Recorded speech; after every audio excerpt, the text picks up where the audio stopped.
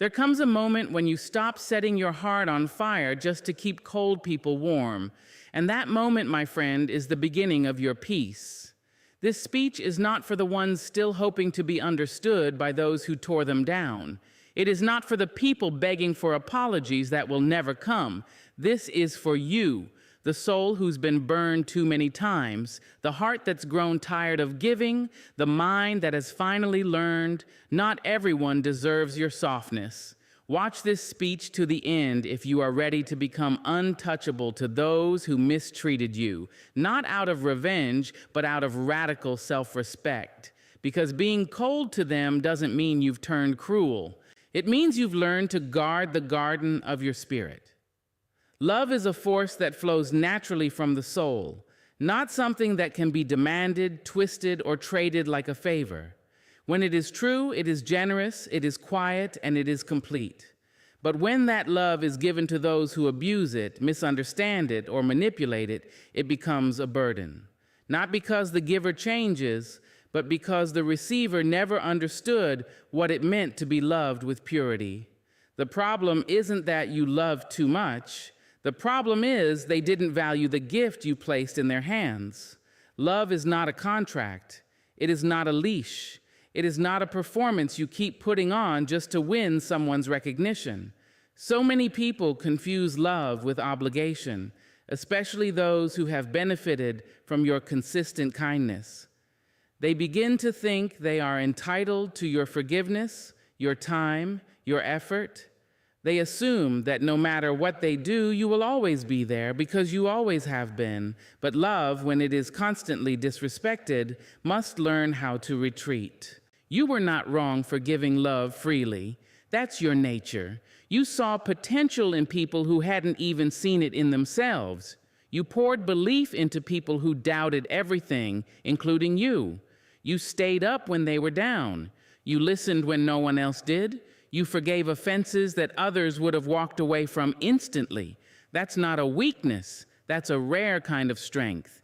But what do you do when that strength is mistaken for weakness? What happens when people take your heart and treat it like it's made of rubber, stretching it, pulling it, snapping it back whenever they feel like it? That is when you must remember this truth. Love is a gift, not a loan, not a trap, not a cage, a gift. And the most sacred gifts do not belong in careless hands. You owe no one your affection. You don't have to keep giving yourself to people who only show up when they need something. Your love is not a refillable cup for the thirsty who never ask how you're doing. Your love is not medicine for those who wound you, then expect healing from the very hands they bruised. At some point, you must learn that just because your love is abundant doesn't mean it must be wasteful. And sometimes you must accept the hardest truth of all. Some people don't know how to receive love, and others simply don't care to. They use your compassion as a convenience, not as a connection. They admire your loyalty until it gets in the way of their selfishness. They love the light you shine on them, but they never ask what it costs you to keep that flame burning. It's not your job to keep teaching people how to treat you. You already showed them by the way you loved them. You showed them with your patience, your presence, your promises. If they still chose to betray, ignore, or disrespect that, what more do they need? You're not a lesson they failed to learn. They knew better. They just didn't care. And that is reason enough to withdraw the gift. Withdrawing your love doesn't mean you never loved. It means you finally realized your love was never meant to be spent where it is not respected. You're not punishing them. You're preserving yourself. You are protecting what's sacred inside of you. You are closing the door, not out of cruelty, but out of clarity. And in that clarity, you find peace. There will be those who call you cold for walking away. Let them speak. The same people who called you too sensitive, too giving, too loyal will now call you too distant. That's because they only like the version of you that was easy to use. The moment you reclaim your power, they label it bitterness. But it's not bitterness. It's boundaries. So take your love back from those who trampled it. Gather every piece you gave away in the name of loyalty, hope, or history. You are not required to bleed just because someone else refuses to grow. You don't have to dim your love, just redirect it. Turn it inward, nourish yourself. Heal the parts of you that kept thinking you had to earn what should have been freely cherished. Remember, not everyone deserves access to the softest parts of you. Not everyone can be trusted with the treasure of your presence. Love is a gift, but not everyone is worthy of unwrapping it. You are not here to convince someone to appreciate you. You are here to be whole, radiant, and undiminished. And from now on, let your love be given only where it is honored. Let it be received by those who understand its depth and reflect it back with the same truth. There are times when the loudest thing you can say is nothing at all, when your silence becomes more powerful than your explanation, and your absence speaks louder than any argument you could ever make. Distance is not weakness. It is a declaration. It is a full sentence that says, I have nothing left to give you but my absence. You see, when someone continues to hurt you after you've made your pain clear, they aren't misunderstanding you. They are choosing to ignore you. And when words no longer move them, when your vulnerability becomes a tool they exploit rather than respect, the only thing left to do is withdraw, quietly, completely, without performance, without begging, without warning. People may try to convince you that silence is cruel, that stepping back is unkind. But let's tell the truth here. What's cruel is the way some people pretend not to know they're hurting you. What's cruel is how they expect you to stay soft after they've been hard with you. What's cruel is the way they demand your presence after doing everything to push you away. Distance, when chosen for healing, is not revenge, it's survival. It's you saying, I am done explaining to you how to treat me. It's you choosing peace over chaos, clarity over confusion.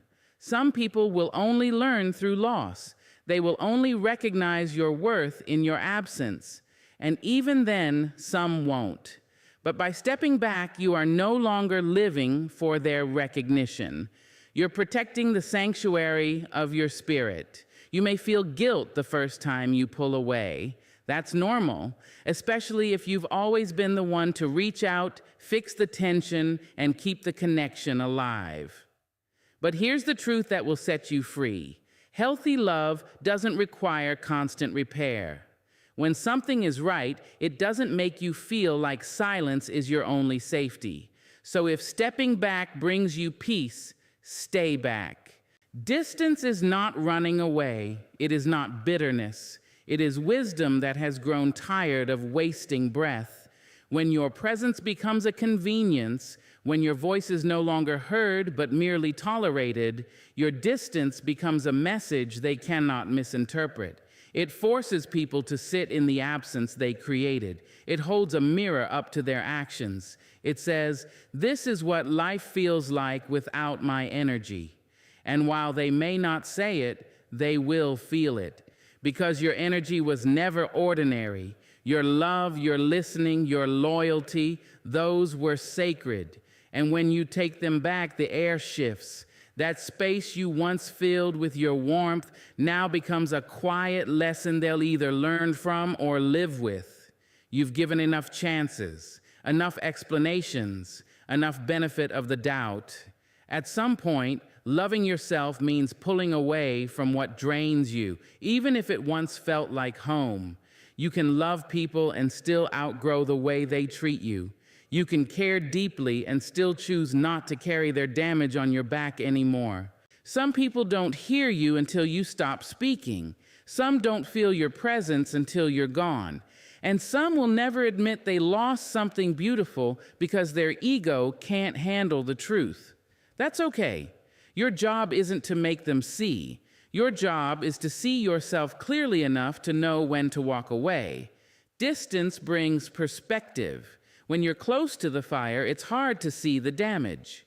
But when you step back, the smoke clears.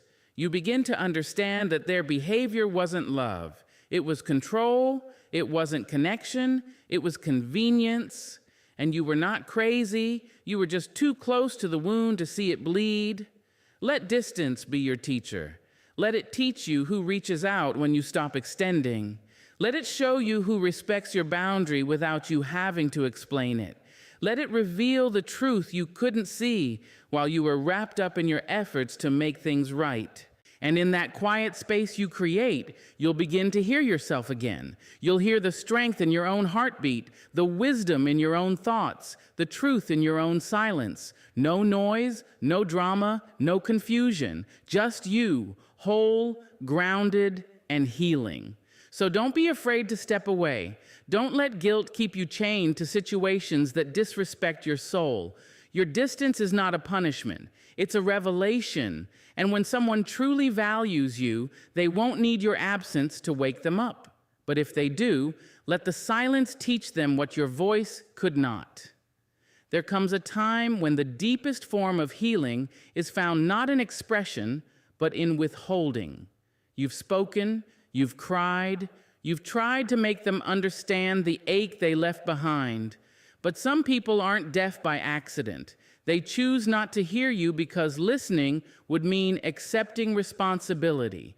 And responsibility would shatter the illusion they've built around their behavior. Stop explaining your pain to the ones who caused it. They heard you the first time. They saw the way your shoulders dropped when they spoke without care. They watched the life dim from your eyes when they dismissed your truth. They felt the cold silence that crept in after the argument. But they didn't flinch, not because they didn't notice, because they didn't care to change. You keep opening your wounds in front of people who never brought bandages, only salt. You keep thinking that if you just explain yourself better, maybe this time they'll get it. But pain doesn't require translation. If someone truly values you, they won't need to be told multiple times that you're hurting. They'll feel it in their spirit. They'll see it in your eyes. They'll care enough to shift without being begged. But here's the raw truth. The more you explain, the less they respect it. The more you break it down, the more they break you down. It's not a lack of clarity. It's a lack of character on their part. And no explanation in the world can fix that. They know what they did.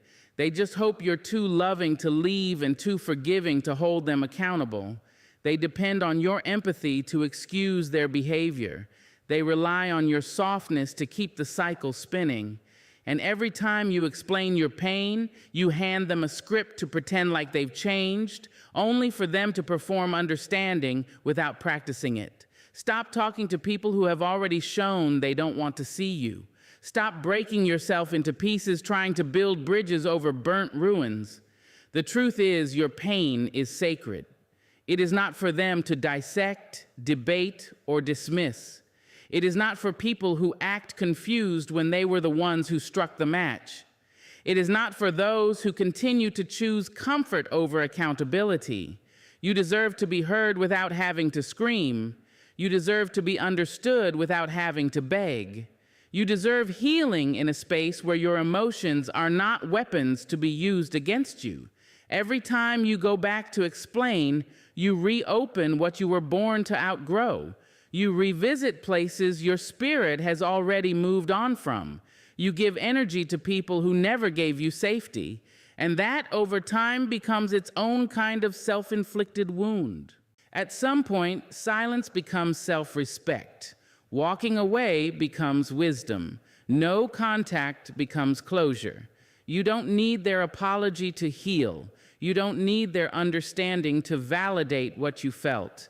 The most powerful thing you can do is let them live with their denial while you rise in your truth. Understand this deeply. If someone genuinely cared about the impact of their actions, they would have changed the moment they saw your pain. Not because you explained it perfectly, but because they value you, because they respect you, because your hurt would hurt them too. But if someone watches you crumble and still continues the same behavior, that's not a misunderstanding. That's emotional cruelty. That's manipulation dressed up as confusion. That's someone showing you who they are while you keep hoping for who they could be. Let it go. Stop sending long messages they'll skim over. Stop hoping your words will finally awaken their empathy. Stop teaching grown people how not to break hearts. They know better. They just choose not to be better. Your pain deserves a sacred place to heal, not a courtroom to defend itself. Let it breathe in silence. Let it find peace in distance. Let it become the foundation of your growth, not the script of your next plea. You've said enough. You've cried enough. You've explained enough. Now it's time to act. Protect your peace, reclaim your power, and remember, your pain is not theirs to understand, it's yours to overcome. Your energy is your essence. It is the silent force that carries your peace, your wisdom, your intuition, and your fire. And yet, too often, it is treated like it's disposable. By others, yes, but more dangerously by you. Because the world taught you to give without limits, to pour until you're dry, to be everything for everyone, even those who would offer nothing in return. But there comes a time when you must realize that your energy is sacred, and what is sacred must be protected. You've given pieces of yourself to people who never knew what to do with them. You've let your light brighten rooms where no one bothered to notice you were the flame. You've offered your time, your love, your presence, believing that if you just kept giving, they would eventually see your worth. But what they saw was convenience, what they felt was entitlement, and what they gave back was silence, confusion, or control. You are not required to attend every crisis that calls your name. You are not obligated to keep answering people who only contact you when they're in need. You are not selfish for saying no, for stepping back, for choosing rest over rescue. Your peace should not be a reward for those who drain you. It should be your daily, unshakable standard. People will take as much of you as you allow, and not all of them do so maliciously. Some simply don't know how to feed themselves, so they reach for your spirit like it's a lifeline. But it is not your job to keep others whole while you're quietly breaking. It is not your responsibility to sacrifice your well-being in the name of being supportive. You can love someone and still protect your boundaries. You can care deeply and still walk away when your soul feels under siege. Protecting your energy isn't about closing your heart. It's about choosing wisely where it opens. It's about understanding that not everyone deserves your emotional labor, that not every conversation deserves your response, that not every apology deserves your trust. There is strength in stillness. There is power in privacy. And there is freedom in not over-explaining your decisions to those who only ever heard what they wanted to hear. You do not owe the world your depletion. You owe yourself your preservation. Your presence is a gift. Your peace is a privilege. Your attention is an offering. And the moment you start treating these things like the sacred currency they are, the right people will either rise to meet you or fall away because they were never meant to stay. You've been told to be the bigger person, to turn the other cheek, to keep giving grace. But grace without boundaries is self-destruction. Forgiveness without discernment is an open invitation for cycles to repeat. You must learn to say, "This no longer serves me," and mean it. You must learn to leave the door closed, even when they knock with sweet words and old memories. You must learn to recognize the cost of constantly lowering your standards just to make others comfortable. And let's be honest, sometimes it's you who drains you. You overthink, you overextend, you carry guilt that was never yours to hold. You stay too long in spaces that make your spirit shrink. You keep trying to prove your worth to people who've already made up their minds, but your worth doesn't live in their approval. It lives in your ability to honor yourself even when others don't. Begin to treat your energy like the sacred fire it is. Tend to it. Watch who you let near it. Ask yourself if the people in your life feel like nourishment or noise, and then be bold enough to act on the answer. You will not be for everyone, and not everyone will have the capacity to value your presence. That is not your fault, nor is it your job to convince them. Your only responsibility is to guard your light, to keep your spirit aligned, and to preserve the parts of yourself that so many tried to take advantage of. This isn't about bitterness. It's about balance. It's about no longer overwatering what refuses to grow. It's about knowing the difference between someone who needs you and someone who respects you, because the latter will never ask you to set yourself on fire just to keep them warm.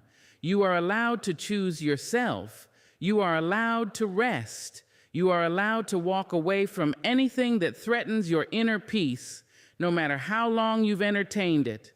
Protect your energy, not just sometimes, but always. Not just from others, but also from the parts of you that still feel guilty for doing so. Because when you protect your energy, you protect your power. And when you protect your power, you finally begin to live as the sacred being you were always meant to be. They knew you before the glow-up, before the clarity, before the boundaries, before the voice inside you grew loud enough to say, "No more." They knew you when you were still soft in all the wrong places, pliable, accommodating, too afraid to disappoint. And because they knew you then, they believe they still have access to you now. That's the danger of familiarity. It convinces people they are entitled to parts of you they no longer respect. There are people in your life who think they can treat you any kind of way because of how long you've known them, because of what you've been through together. Because once upon a time, you let them get away with too much. But time does not equal entitlement. Shared history does not mean shared values. Just because they were part of your past does not mean they belong in your future. Familiarity can be blinding. It wraps people in comfort and clouds accountability. They assume you'll always be available, that you'll always be understanding, that no matter what they do or say, you'll stay. They believe the version of you that tolerated their neglect is the one who still exists. But you've changed, quietly, powerfully, and not everyone is prepared to meet the new you with the respect you now demand. You must stop letting shared memories justify present disrespect. Some of the people who know you best only know the version of you that didn't know better. They only recognize the person who kept the peace even when it cost her inner peace. They only remember the one who let things slide, who didn't speak up, who loved them more than she loved herself. That person is gone, and the new you is not available for old nonsense. People who grow uncomfortable when you set boundaries aren't used to a version of you that honors herself. They might call you cold. They might say you've changed, and you have, but not in the way they mean it. You've grown. You've evolved. You've decided that your self-respect matters more than their comfort. That is growth. That is power. That is healing. The ones who truly care about you will celebrate your growth. They will adapt. They will learn the new language of your boundaries. But the ones who only stayed because they could manipulate, guilt, or convenience their way into your life will fall off the moment they can't use you like before. And when they do, let them. Don't chase what your soul outgrew. Don't explain your transformation to people who had front row seats to your suffering and still expected you to perform happiness. You don't owe access to anyone who took advantage of it. You don't owe loyalty to those who used your softness against you.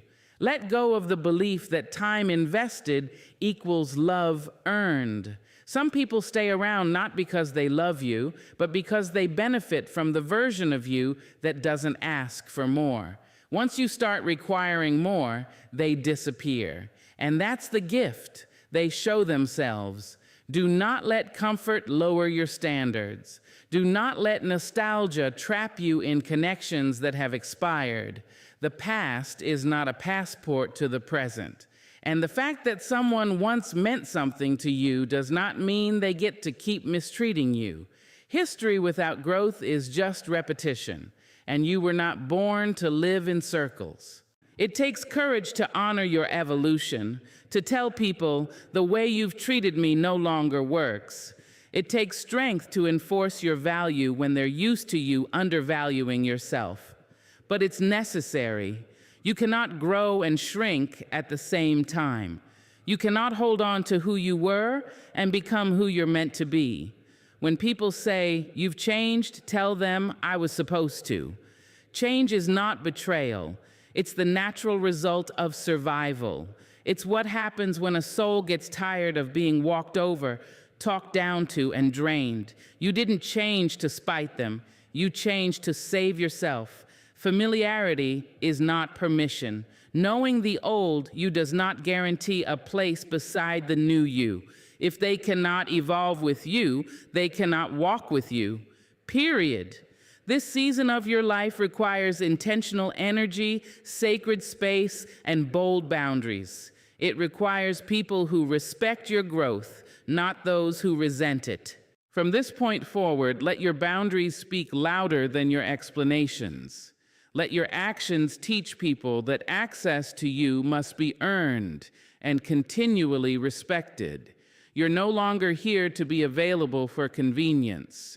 You are here to be aligned with truth, self-worth, and peace. If that makes you less familiar to others, so be it, because the person you're becoming is worth protecting, even from those who once called you home. Forgiveness is powerful. It's the quiet decision to release the grip of resentment, to unshackle yourself from the weight of betrayal, to stop letting the wound define the rhythm of your heart. But what people often misunderstand is that forgiveness is not an invitation. It is not a pass. It is not an open door for those who once shattered you to stroll back in as if nothing ever happened. You can forgive someone fully, completely, and still never let them close to you again. Too many people weaponize your compassion. They see your ability to forgive as a weakness, a way back in, a soft spot they can return to whenever they please. But forgiveness is not the same as reconciliation. It's an inner work, a choice you make for yourself, not for them. It means you've decided to stop bleeding from wounds they're not sorry for causing. It means you've chosen peace over poison, healing over bitterness. But it does not mean you forget, and it does not mean you hand over the key to your life again. There is a lie many of us have swallowed, that to truly forgive, we must reconnect. That to prove we've let go, we must welcome people back into our presence. But some people don't belong near your healed heart. Some people lost the privilege of access the moment they chose to harm you, lie to you, diminish you. And just because you're no longer angry doesn't mean you've forgotten how much it costs to survive them. Forgiveness is freedom, but it's also clarity. It reveals who someone truly is and gives you the wisdom to never let history repeat itself. You can wish someone well and still choose to walk away. You can pray for their peace and still never speak their name again. That is not hate. That is discernment. You don't have to hate someone to be done with them. You don't have to carry vengeance in your heart to set a boundary. In fact, the most powerful kind of forgiveness is the one that requires no announcement, no reunion, no performance of harmony. It's the kind where you heal in silence, grow in strength, and move in peace without needing validation or understanding from the person who broke you. You owe no one your continued exposure just because you chose to forgive them. Not every chapter has to end with reconciliation. Some endings are sacred. Some doors, once closed, should stay closed, not out of malice, but out of maturity.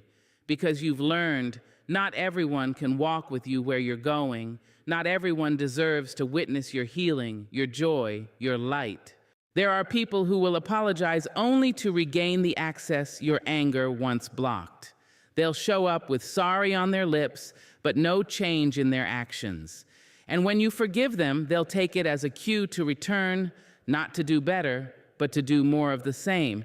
That is why your forgiveness must be guarded by your boundaries.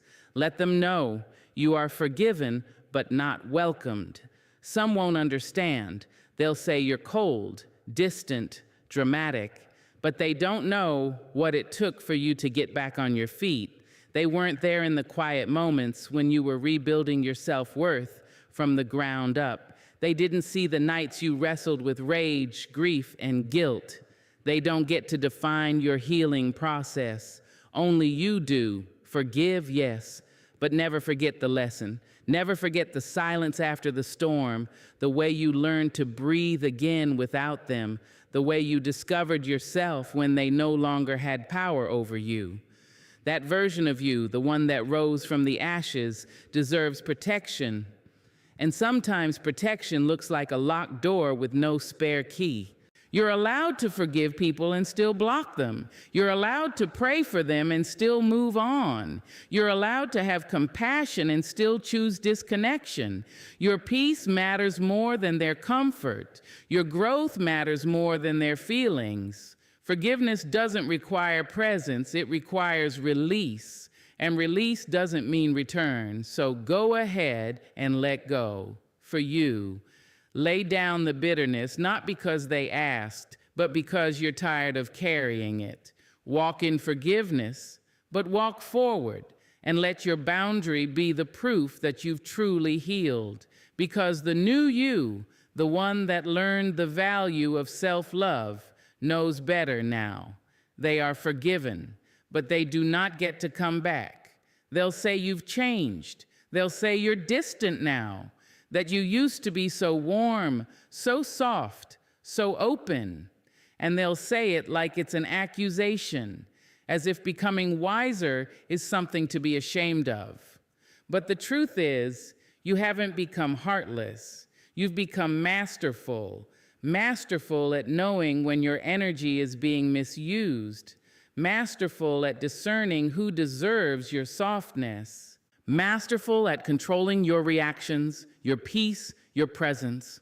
Cold isn't the absence of emotion, it's the mastery of it. There was a time you reacted to everything, every insult, every slight, every act of betrayal. You cried, you confronted, you explained yourself to people who already knew the truth and chose to ignore it. You gave them the satisfaction of watching you unravel. You gave them your fire, your tears, your time, but that time has passed. That version of you no longer exists. And what's left behind is someone who has learned to regulate their responses, not because they don't feel, but because they've finally understood that not everyone is worth the cost of expression. You still feel deeply, in fact, deeper than most. But now you've learned to feel in silence. You've learned to honor your pain in solitude, to process your truth in peace. You no longer invite chaos to sit at the table of your emotions. You've learned that just because someone tries to provoke you doesn't mean you have to attend the performance. Cold to the outside world looks like indifference, but within it is focused power, emotional control, spiritual self-preservation. They call you cold now because they no longer have access to your chaos. Because you don't rise to their bait, because you no longer entertain the same conversations, the same cycles, the same games. They don't see tears anymore, and they assume you no longer care. But oh, how wrong they are. You care so deeply now for yourself. You've shifted the care you use to pour into others, often recklessly, and turned it inward. Now your care shows up as boundaries, as silence, as the unshakable refusal to be manipulated again. Being cold isn't about freezing people out for the sake of control. It's about creating a climate that protects your peace. It's about no longer allowing emotional weather patterns from unstable people to disrupt the calm you've cultivated inside. You've become your own thermostat. Your peace is no longer dictated by their storms. Your soul is no longer tossed around by their mood swings or their expectations. Let them misread you. Let them whisper that you've grown distant. Let them wonder why you don't respond like you used to. They weren't there for your breakdown. They didn't sit with you when you had to pick yourself up, piece by trembling piece. They didn't hold you when you cried over betrayals that nearly broke your spirit. And they don't get to define what healing looks like for you. Cold isn't cruel. Cold is controlled. Cold is composed. Cold is choosing to feel, but not to perform. Cold is what happens when you stop dancing for the approval of people who only applauded when you were suffering. Cold is what protects the deepest, most sacred parts of you from being constantly exposed to those who never deserved your openness to begin with. You once lived with your heart in your hands, unprotected, vulnerable, trusting that people would handle it with care, and many of them didn't. They mistook your openness for weakness. They took your love as a given. They learned your triggers and pulled them like strings on a puppet. But you have cut those strings. Now, you are the puppeteer of your own mind, your own emotions, your own life. That isn't cold. That's command. This kind of strength comes quietly. It doesn't yell, it doesn't prove, it doesn't chase. It simply is. It exists like winter, calm, serene, unbothered, yet undeniably powerful.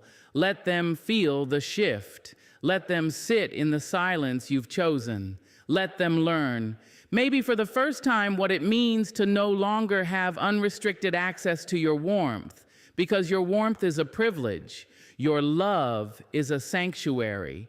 And now that you've mastered your emotions, you will never again give that sanctuary to someone who treats it like a vacation home. You've learned how to hold yourself, how to comfort yourself, how to carry your emotions with elegance instead of exhaustion. That is what they don't understand. Cold is not the death of feeling.